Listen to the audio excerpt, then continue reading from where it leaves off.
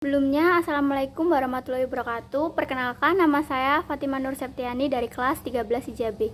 Di sini saya akan mempresentasikan kegiatan yang saya lakukan selama PKL di PT Panacipta Senan Components.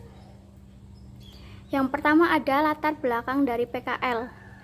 PKL atau praktik kerja lapangan adalah kegiatan pelatihan dan pembelajaran yang dilaksanakan di dunia usaha atau industri untuk meningkatkan mutu siswa-siswi SMK dan menambah bekal di masa-masa mendatang guna memasuki dunia kerja. Tujuan dari praktik kerja lapangan itu sendiri yaitu memberi pengalaman kerja langsung kepada siswa, melatih keterampilan yang dimiliki siswa sehingga dapat bekerja dengan baik, sebagai sarana kerjasama antara sekolah dan dunia usaha, menanamkan sikap bertanggung jawab, disiplin, etika yang baik, dan dapat bersosialisasi dengan lingkungan sekitar, dan sebagai salah satu syarat kelulusan. Selanjutnya ada dasar hukum dari PKL. Yang pertama, Undang-Undang Nomor 20 Tahun 2003 tentang Sistem Pendidikan Nasional. Yang kedua, Peraturan Pemerintahan Republik Indonesia Nomor 41 Tahun 2015 tentang Pembangunan Sumber Daya Industri. Yang ketiga, Peraturan Presiden Nomor 87 Tahun 2017 tentang Penguatan Pendidikan Karakter. Yang keempat, Peraturan Menteri Tenaga Kerja Nomor 36 Tahun 2016 tentang penyelenggaraan pemagangan di dalam negeri. Yang kelima, Peraturan Menteri Pendidikan dan Kebudayaan Nomor 21 Tahun 2016 tentang standar kompetensi lulusan pendidikan menengah kejuruan. Yang selanjutnya ada tugas dan tanggung jawab peserta PKL. Yang pertama, menjaga nama baik sekolah. Yang kedua, mengisi buku jurnal kegiatan PKL secara rutin. Yang ketiga, menaati peraturan dan tata tertib yang berlaku di tempat PKL. Yang keempat, membuat laporan dalam bentuk cetak maupun non-cetak sesuai dengan ketentuan. Selanjutnya ada sejarah perusahaan. PT Panacipta adalah salah satu perusahaan yang bergerak di bidang metal stamping yang berdiri sejak tahun 2007 dan beralamatkan di Komplek Gobel Industrial Jalan Raya Bekasi Cibitung kilometer 29 Telaga Asih Cikarang Barat Bekasi.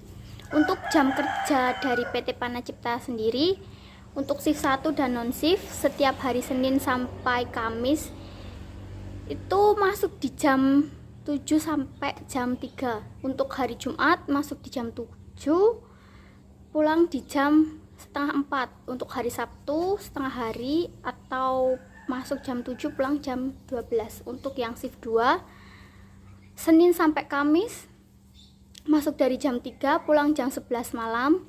Untuk hari Jumat masuk jam setengah 4, pulang di jam setengah 12 malam. Untuk hari Sabtu jam 12 sampai jam 5 sore. Selanjutnya ada tata tertib perusahaan. Yang pertama, pekerja diwajibkan memelihara kebersihan lingkungan. Yang kedua, pekerja wajib memakai seragam yang telah ditentukan perusahaan. Yang ketiga, pekerja wajib menggunakan APD sesuai dengan lingkungan atau proses yang sedang dikerjakan. Yang keempat, keluar lingkungan di jam kerja harus mendapat izin manajer bagiannya.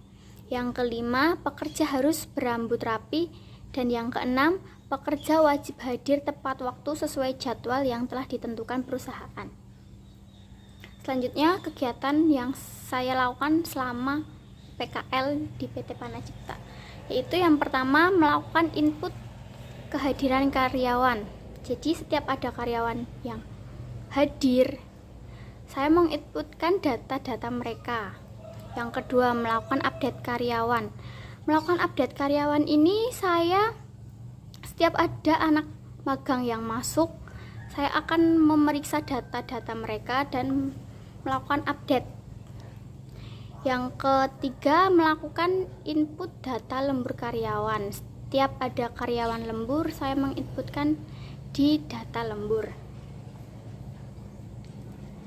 Yang selanjutnya, menginput data SKD atau surat keterangan dokter, izin dan cuti. Jadi setiap ada karyawan atau anak magang atau pekerja yang izin atau cuti, saya menginputkan di data izin karyawan sesuai periode. Yang kelima, membuat kupon makan, surat jalan, dan absensi manual. Dan yang keenam, melayani karyawan saat membutuhkan surat izin, surat cuti, dan lain-lain. Yang selanjutnya ada saran untuk adik kelas. Saran untuk adik kelas itu yang pertama, mulai berlatih bertanggung jawab walaupun dari hal-hal yang kecil. Yang kedua, menjaga nama baik SMK Negeri 2 Klaten. Yang ketiga, melakukan persiapan dan mencari referensi tempat kerja praktik kerja lapangan.